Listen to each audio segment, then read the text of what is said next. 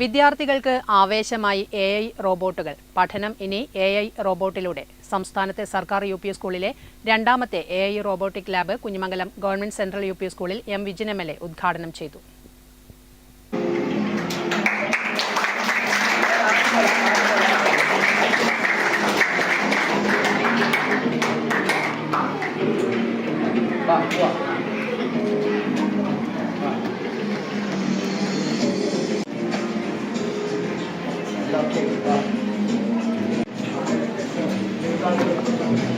സംസ്ഥാനത്തെ സർക്കാർ UP സ്കൂളിലെ രണ്ടാമത്തെ AI robotic lab Kunhimangalam government central UP സ്കൂളിൽ M. വിജിൻ MLA ഉദ്ഘാടനം ചെയ്തു.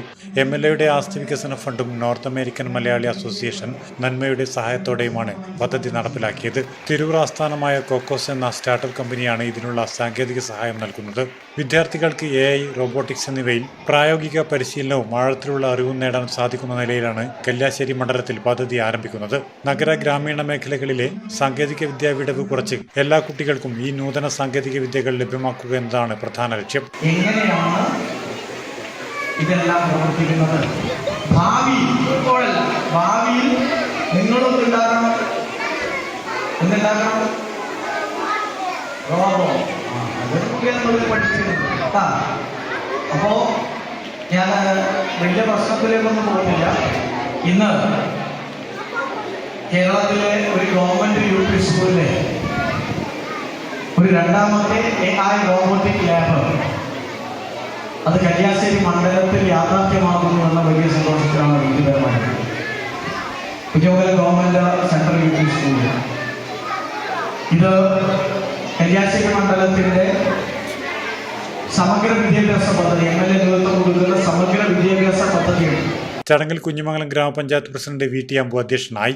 Payyanur block panchayat president KK Joy മുഖ്യാതിഥിയായി. Trikaripur college of engineering principal doctor AK Naveena മുഖ്യ പ്രഭാഷണം നടത്തി. ഹെഡ്മാസ്റ്റർ MV വിനോദ് കുമാർ, കുഞ്ഞിമംഗലം ഗ്രാമപഞ്ചായത്ത് vice president PV Jayalakshmi, Kannur ജില്ലാ panchayat member PV Jayasree, Payyanur block panchayat ആരോഗ്യ വിദ്യാഭ്യാസ standing committee chairman Vijayan Adukkadan, panchayat വിദ്യാഭ്യാസ standing committee chairman K. Satheesan, Madayi BBC K. Ranjith, കൊക്കോസ് CEO ഷെഫീഖ് റഹ്മാൻ, സൂരജ് രാജൻ, സ്കൂൾ വികസന സമിതി chairman PV Prakashan, SMC chairman M. Sathyan, mother PTA president Sreedhanya, staff secretary KM Sharmila എന്നിവർ സംസാരിച്ചു. Network news, Pilathara.